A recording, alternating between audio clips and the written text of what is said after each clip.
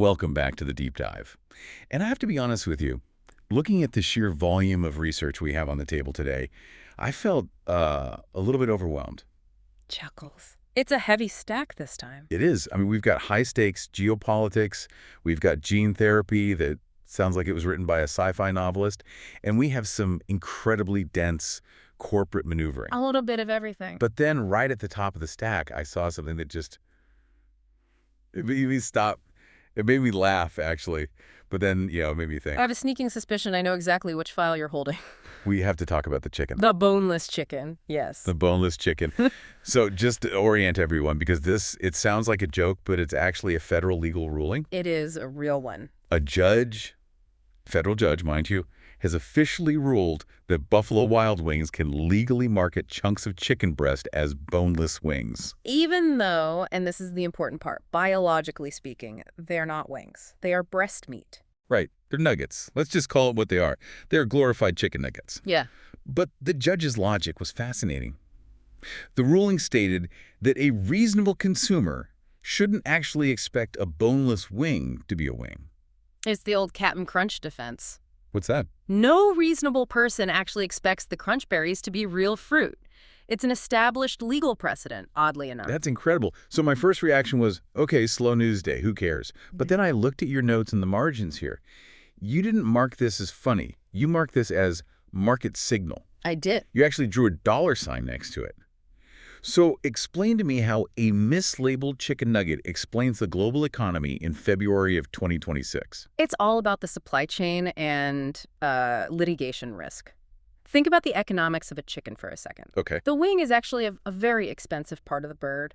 There are only 2 of them per chicken, right? So supply is inherently constrained. And demand is high, especially during football season. Exactly. Now, what about breast meat? Breast meat is a commodity, it's abundant, it's far cheaper, and it's way easier to process. So by calling it a wing, they get to charge wing prices for what is essentially cheaper breast meat inventory. Precisely. That's the first order effect. But the ruling does something even more important for the business and for the whole industry. It de-risks the menu. De-risks how? If you can legally substitute a cheaper input, the breast, while maintaining the premium branding and price point of the wing, all without the fear of getting hit with a class action lawsuit for false advertising. You've just permanently improved your margins across the board. You've locked it in. So it's not just semantics. It's a structural subsidy for the entire restaurant industry. And for the poultry industry, I'd imagine. Oh, absolutely. The play here isn't just buying Buffalo Wild Wing stock. It's Tyson Foods. It's Purdue. This ruling cements the long-term, high-volume demand for processed breast meat. It's what you call a second-order implication. That's the one. The headline is funny. It's about chicken nuggets. The reality is a durable shift in profitability for major agribusiness companies. And that, I suppose, is the mission for today. We're trying to look past the boneless wing headline, whether that headline is about chicken or tariffs or lasers, and find the financial reality underneath it all. That is exactly the mission. Because if you look at the date, it's February 2026. And the world has changed drastically in the last 2 years. The rules of business are being rewritten, often quietly, in courtrooms and boardrooms just like this one. It really feels like we're in a different era. The research here keeps referring to these massive macro shifts. It's a collision. That's the word I keep coming back to. You have politics colliding with where factories get built. You have physics colliding with the AI boom. And you have biology colliding with technology in ways that are frankly, hard to believe. Okay, so let's map this out for everyone. We're going to start with that big macro picture.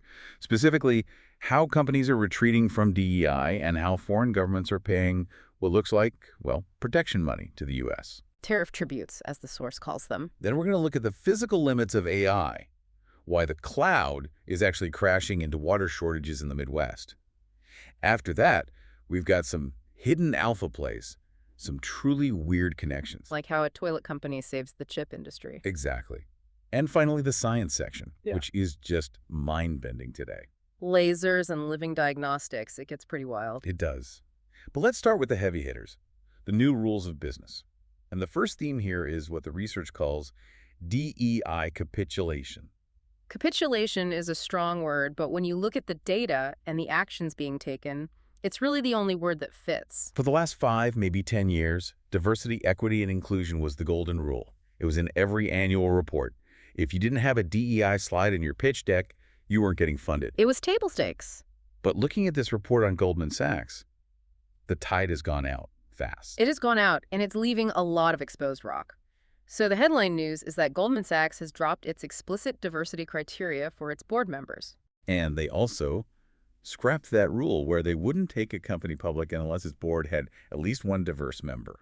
That's right. That was a huge deal when they announced it a few years back. It was seen as the gold standard of corporate social responsibility, a major bank using its power to force change. And now it's gone.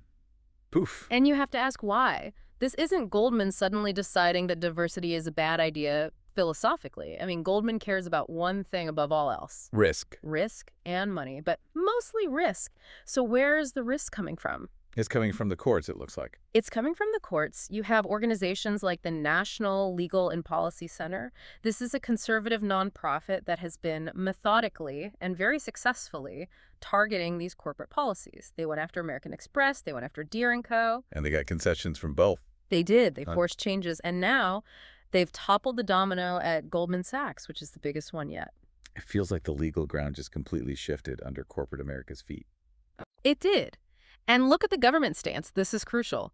The White House and the EEOC, the Equal Employment Opportunity Commission, have pivoted. Completely. They are now explicitly viewing many of these DEI initiatives not as remedies for past discrimination, but as active discrimination against white workers. That is a complete 180. The agency that was designed to protect against discrimination is now investigating anti-discrimination policies as discrimination. Exactly. It's a fundamental reversal. The EEOC is looking at systemic allegations at major companies like Nike. They're questioning hiring practices at elite law firms. And really, the nail in the coffin was late 2024 when a federal court invalidated NASDAQ's diversity targets for listed companies. So if you are a CEO or a general counsel sitting in a boardroom in 2026, you're not thinking, how do I make society better? You're thinking, if I keep this policy on the books, I'm going to get sued by a conservative activist group, and the federal government might actually help them win. Precisely. The calculus is flipped. Companies are moving from social goals to legal defensibility. The S in ESG, the social factor, has become a massive liability. So for the investor listening to this, what does that mean? Do you just sell everything that looks woke? That seems a bit simplistic. It is. The market intelligence suggests a much more specific trade. The idea is to short the asset managers that are still overweight in S&G, social and governance factors. Why them specifically? Because if they are aggressively marketing their social impact funds or their DEI-focused ETFs, they are walking into a buzzsaw of redemptions from institutions and potentially litigation from shareholders. The smart money is moving to neutral on this stuff, and the ones who are slow to adapt are going to get hurt. It's amazing how quickly the corporate wind can change direction. When the legal risks change, the capital follows. Speaking of changing winds, let's talk about the other massive macro shift. Tariffs, or as this report rather cynically calls them, tariff tributes. This is a fascinating evolution of foreign policy. It's almost medieval in its structure, really. So we're looking at Japan here as the case study. The headline number is staggering. A $550 billion investment pledge into the U.S. economy. $500 billion? It's almost an abstract number. It's effectively the GDP of a small country. And the first chunk of this is $36 billion for energy projects and synthetic diamonds. That one caught my eye. Laughs. Yes, synthetic diamonds are in the mix, but don't get distracted by the diamonds. Look at the motivation. Why would Japanese companies, who are notoriously conservative with their capital, suddenly pledge $500 billion to build factories in the United States? Well, the standard textbook answer would be, to access the U.S. market, to be closer to the consumer. That's the answer you'd give in business school. But the source material here from inside those negotiations is very explicit. This is a quid pro quo. It is a political tribute. A tribute? That sounds like something you pay to a warlord so he doesn't burn down your village. In the context of 2026 trade policy, that's not a terrible analogy. The goal for Japan, the very explicit goal, is to secure a favorable 15% tariff rate. Wow. They know the administration is gunning for foreign importers. By pledging this massive investment, they are essentially buying a safe harbor status. They're paying to stay out of the crosshairs. There's a quote here from a Japanese business insider that I circled. He calls these projects strategic, but less than bankable. That is the key phrase, less than bankable. Read between the lines there. Meaning, if you put this on a spreadsheet, if you run a discounted cash flow model, the project loses money. Or the return is so low you would never ever touch it under normal circumstances. But you have to factor in the avoided costs. It's a different kind of math. What's the avoided cost? The avoided cost is the massive tariff that gets slapped on your entire export business if you don't build the factory. So you build the uneconomical factory in Ohio to save your very profitable export business that ships cars from Yokohama. It's a protection payment. It is. And it's not just Japan. The sources say South Korea is in the exact same boat, facing the same threats. The administration is using the threat of tariffs as a lever to force global capital into U.S. infrastructure. The message is simple. Build it here, or you can't sell it here. So if I'm an investor, I can't just buy the Japanese companies because they're essentially being extorted. Their margins on these projects are terrible. Where does the money go? Where's the alpha? You follow the concrete, you follow the steel. The report points directly to domestic engineering, procurement, and construction firms, the EPCs. The ones who actually build the stuff. Right. If Japan is forced to push $550 billion into the U.S., someone has to actually build the plants. Someone has to pour the foundation, install the HVAC, wire the electrical grid. So the U.S. construction and engineering firms are the direct beneficiaries of this tribute. Exactly. They get the fat, politically mandated contracts, regardless of whether the factory itself makes sense economically in the long run. The payment is guaranteed. That's a cynical but incredibly sharp take. Okay, let's move from the boardroom to the physical world. Section 2 on our roadmap. The physical limits of the AI boom. This is where the digital narrative hits a brick wall.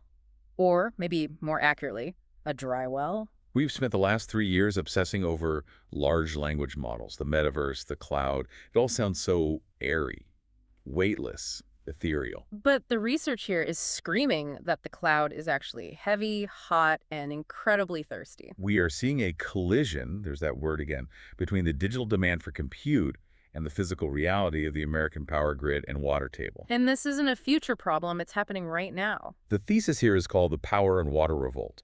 And it seems like it's happening in the most unexpected places. We're not talking about Silicon Valley or Northern Virginia. We're talking about the mega heartlands. Right. And there is a deep, deep irony here. The administration is pushing a build, baby, build agenda. They want AI dominance. They want these massive data centers built on U.S. soil. But their actual voters, their base, are looking at these projects in their backyards and saying, absolutely not. It's direct conflict between the national agenda and the local quality of life. Let's look at the Independence, Missouri example from the files. This is a $6.6 billion data center project. That's a massive economic injection for a town like that.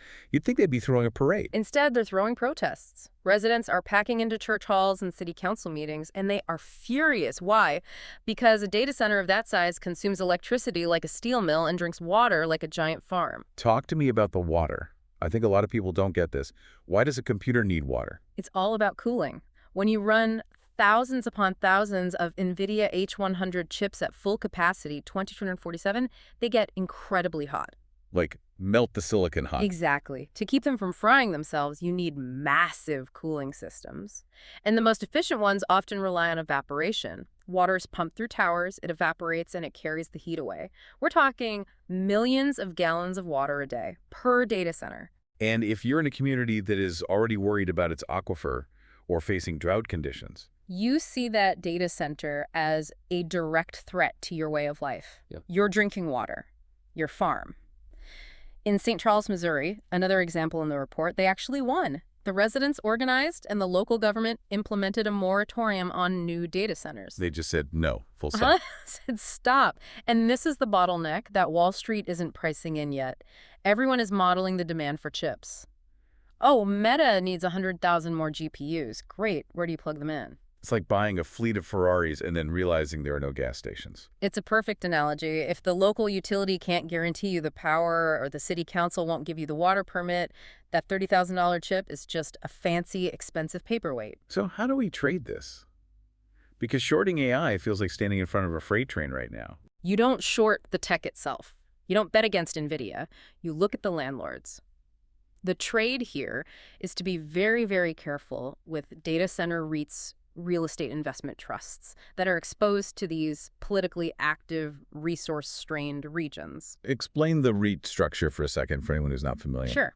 A REIT is basically a company that owns the physical buildings and leases them to the tech companies. So a company like Digital Realty or Equinix, they'll buy the land, they'll secure the power and water rights, build the shell, and then Google or Microsoft moves their servers in. Okay. But if that REIT has a growth strategy that depends on buying land in places like suburban Missouri or rural Arizona, and suddenly the local governments put up a brick wall and say no more water permits. That land becomes worthless for its intended purpose. Exactly. The land is impaired.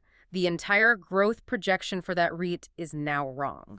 So you want to look for the REITs that are facing this NIMBY backlash, not in my backyard. Their stock prices haven't caught up to this physical reality yet. It's amazing that the biggest obstacle to the most advanced technology in human history is a zoning board meeting in Missouri. Politics and physics are the ultimate arbiters. You can't code your way out of a drought. That is a bumper sticker. You can't code your way out of a drought. Okay, let's pivot to my personal favorite section, the second-order oracle. This is the detective work, connecting the dots that have no business being on the same page. I love these because they make you sound like a genius at dinner parties. Huh.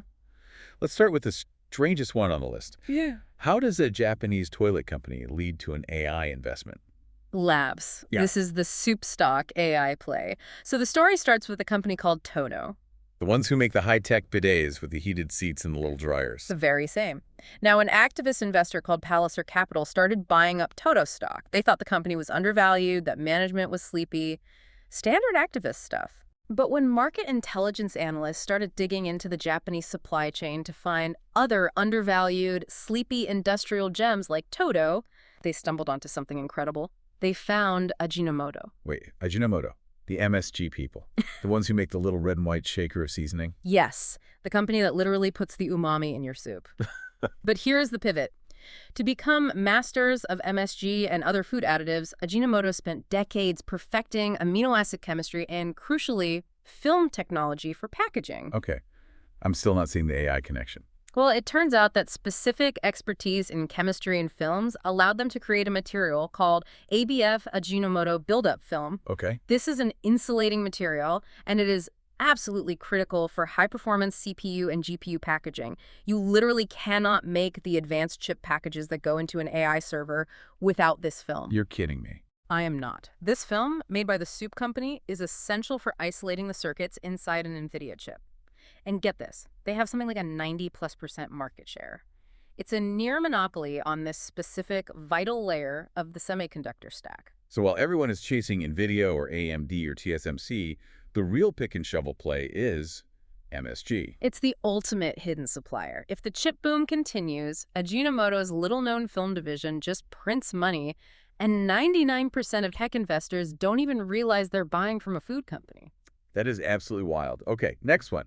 This one is more political. Stephen Colbert versus Netflix. This is a great example of what the research has been regulatory arbitrage. So the initiating event was CBS canceling an interview that Stephen Colbert was supposed to do with a controversial political candidate. I remember the headlines. It turned into a whole freedom of speech controversy. People were very upset. Right. But you have to look past the outrage and see the reason CBS gave for the cancellation. They cited new and very aggressive guidance from the FCC regarding partisan purposes. The Federal Communications Commission. Exactly. The FCC has been rattling its saber, threatening the broadcast licenses of networks like CBS, NBC, and ABC if they appear too biased one way or the other. And a broadcast license is life or death for a company like Paramount, which owns CBS. They need the public airwaves to exist. It is their entire business model. If they lose that license, they go dark. So they are forced to self-censor, they have to play it safe, avoid controversy, and become incredibly bland. But who doesn't need an FCC license? Netflix. Yeah. Or Hulu.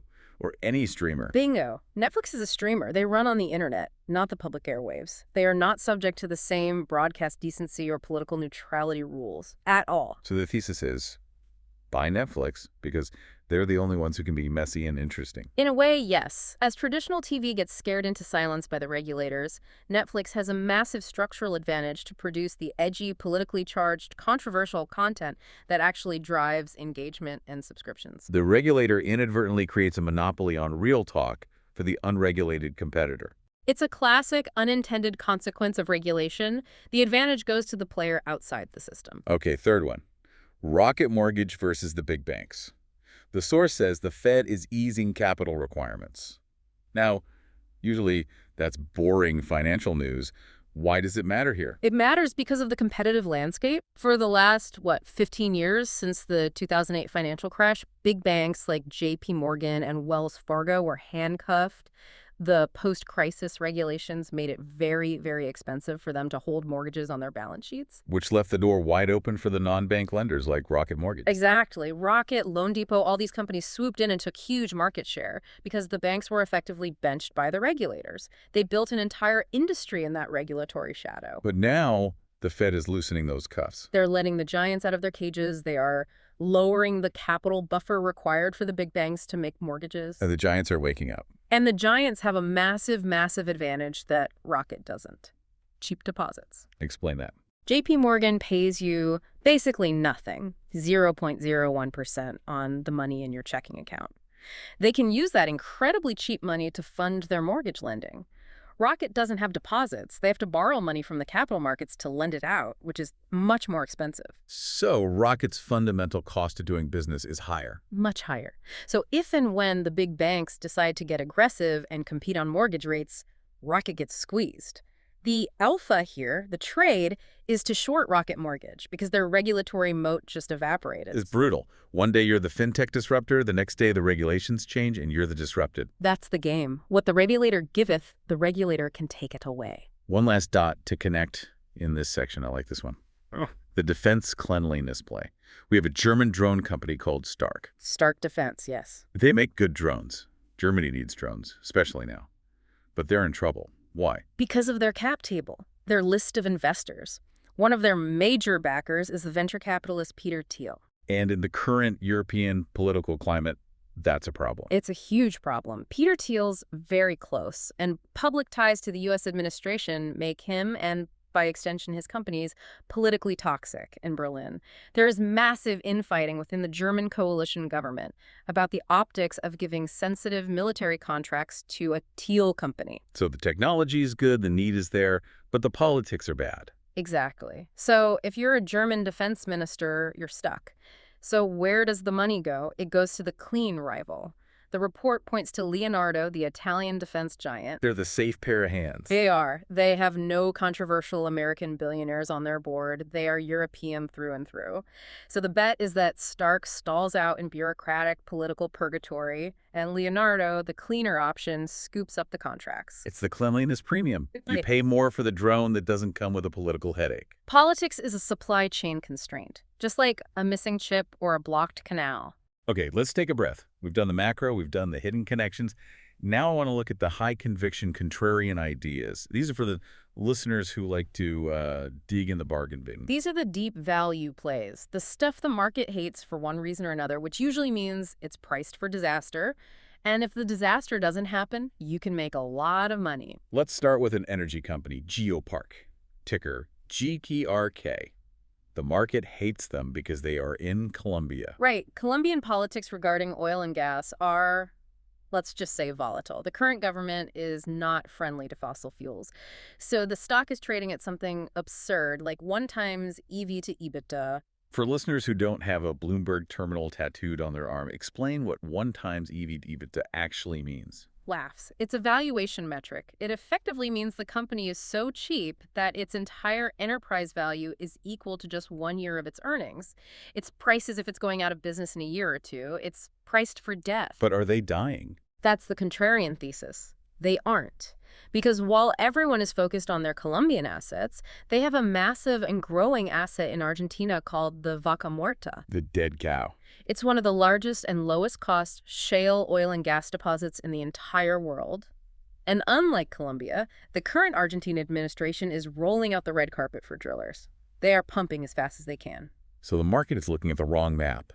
It's pricing a distressed Colombian asset, but it's ignoring a booming Argentine asset hidden inside the same company. That's the thesis. The value is shifting south, and the market hasn't caught up. Okay, what about Sangamo, SGMO? You have this listed as a zombie biotech.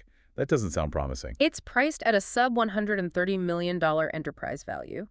In the biotech world, that's basically saying turn off the lights, the party's over, the market thinks it's worthless. But they own something very valuable, the patent portfolio for zinc finger nucleases. Zinc fingers. Sounds like a James Bond villain's weapon. It's actually an older gene editing technology. Before everyone got excited about CRISPR, there were zinc fingers. They are a bit harder to use, but the source argues that in some ways they are more precise and have fewer off-target effects for certain applications. And Sangamo owns the intellectual property. They own the foundational patents, and they have a drug in development for Fabry disease that is looking promising. So the argument here is that the patent portfolio alone is worth more than the company's entire stock price. So it's an asymmetric bet. Hugely asymmetric. You're buying a lottery ticket, but the ticket is already half a winner. If they sign just one partnership deal with a big pharma company for that Fabry drug, or to license the zinc finger tech. The stock could re-rate 3, 4, 5x overnight. Easily. Interesting. Let's talk about PacBio, ticker PACB. I have to admit, I thought they lost the war. I thought Illumina won the DNA sequencing war like 10 years ago. That is the consensus view, 100%. Okay. PacBio is Betamax, Illumina is VHS. But the source argues that the war has changed. The battlefield is different now. Illumina won the short read war. That's where you chop the DNA into millions of tiny confetti-like pieces, read them all very quickly and cheaply, and then try to stitch them back together with software. It's like reading a book by shredding all the pages first and then trying to tape them back together in order. That's a great analogy. You get most of it right, but you miss the complex sentences and the overall structure. PacBio does long-read sequencing. They read huge, continuous strands of DNA, thousands of letters long. It's much more accurate for understanding complex parts of the genome that are involved in diseases like cancer. So why is now the time for them? 2 reasons. First, they just launched a new, much faster and cheaper system called Vega. Second, they smartly shed their own short-read business to stop trying to compete with Illumina on their home turf. They're now focusing purely on dominating the high-fidelity long-read market. The market thinks they are a failed competitor to Illumina. The source says they are about to become the new leader in a different, more valuable sport entirely. Okay, Genuine Parts Company, GPC.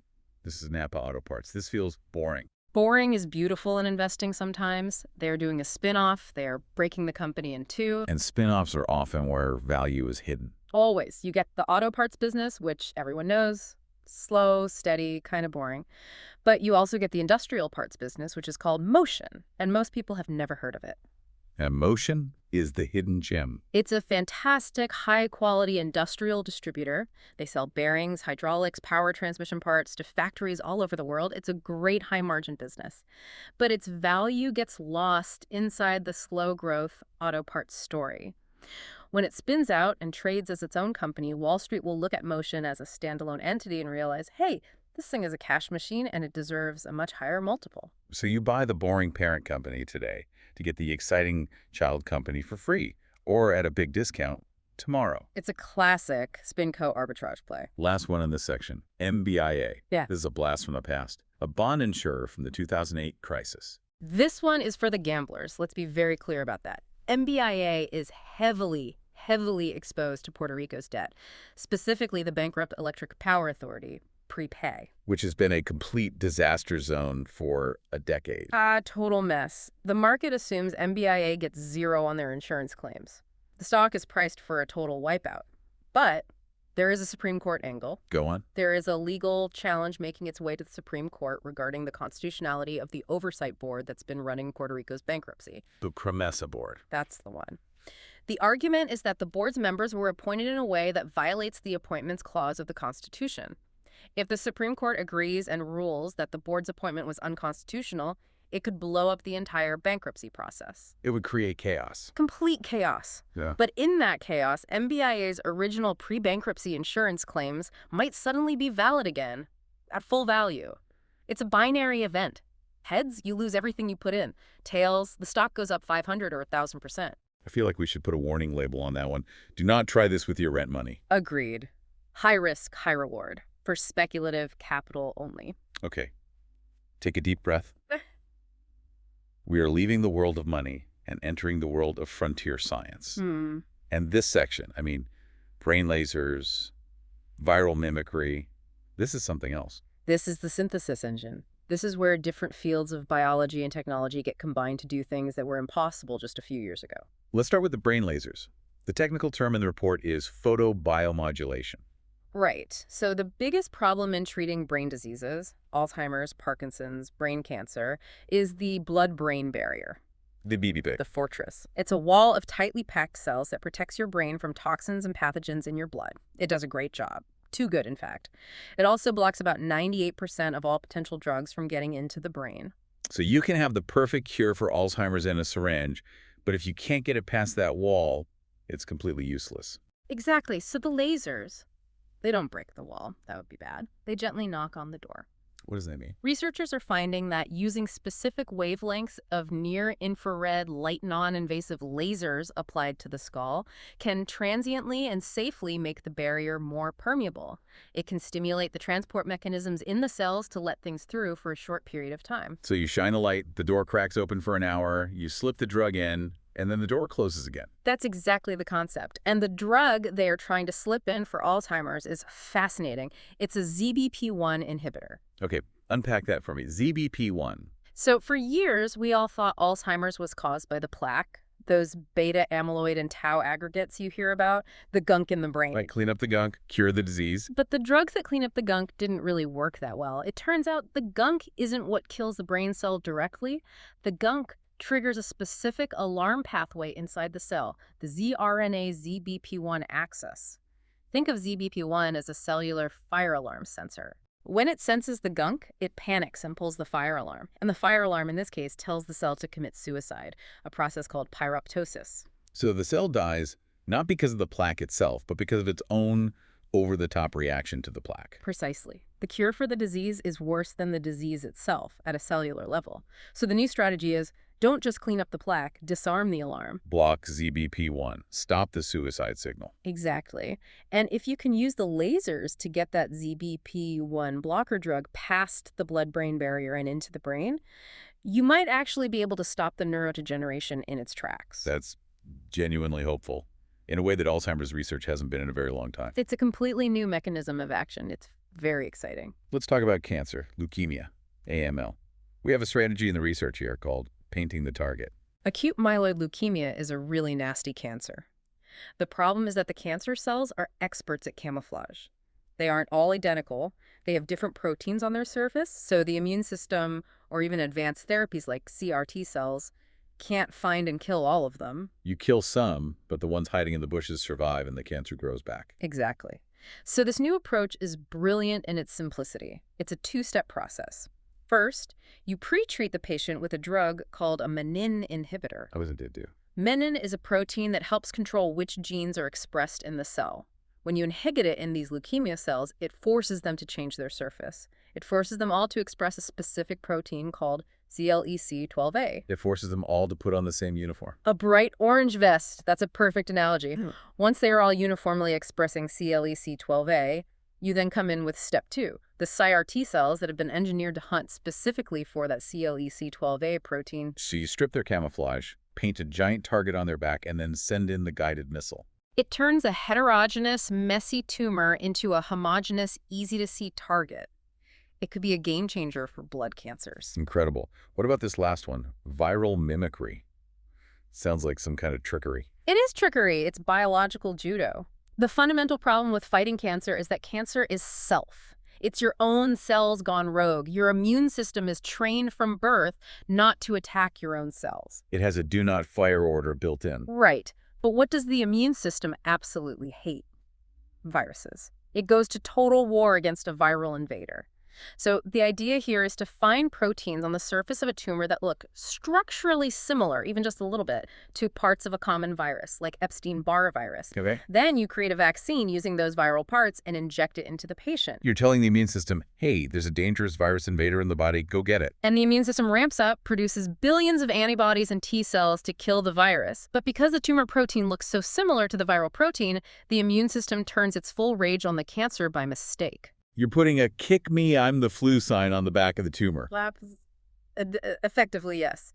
You are hijacking the body's powerful antiviral response and redirecting it to kill a tumor that was previously invisible to it. The ingenuity is just staggering. Yeah. It really makes you feel like we are on the precipice of something huge in medicine. We are. The tools we have now, gene editing, protein engineering, computational biology, are allowing us to do things that were pure science fiction 10 years ago. But because we live in the real world, we have to finish with the lawyers. Section 6.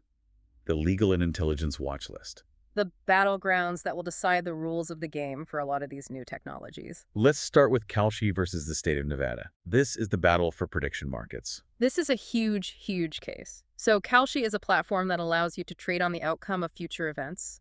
Will the Fed cut rates by March? Will a hurricane make landfall in Florida? I use these markets to check the odds on elections.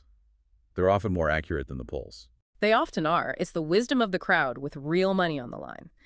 But Nevada, home of the gambling industry, looks at that and says, hey, betting on an outcome. That's gambling. You need a state-issued gaming license to operate here. And what does Kalshi say? Kalshi and their regulator, the CFTC, the Federal Commodities Regulator, say, no, this is a financial derivative. It's a new form of hedging risk. It belongs under federal jurisdiction, just like corn futures or oil swaps. Why does that distinction matter so much? Scale. If it's gambling, it's a state-by-state regulatory mess. It's geofenced, it's small. If it's a financial derivative regulated by the CFTC, it becomes a national and then international asset class. Institutional money can come in, hedge funds can use it. It becomes a trillion-dollar market overnight. So the court is basically deciding if this is the next Wall Street or just another online casino. That's the entire ballgame right there. Next up, the media wars. Warner Bros. Discovery versus Paramount. It's the final consolidation of old media, it feels like. Warner wants to buy Paramount. Netflix is reportedly watching from the sidelines, maybe waiting to make its own bid. But the real story is the Department of Justice. The DOJ. They are scrutinizing every single big merger right now with a very skeptical eye.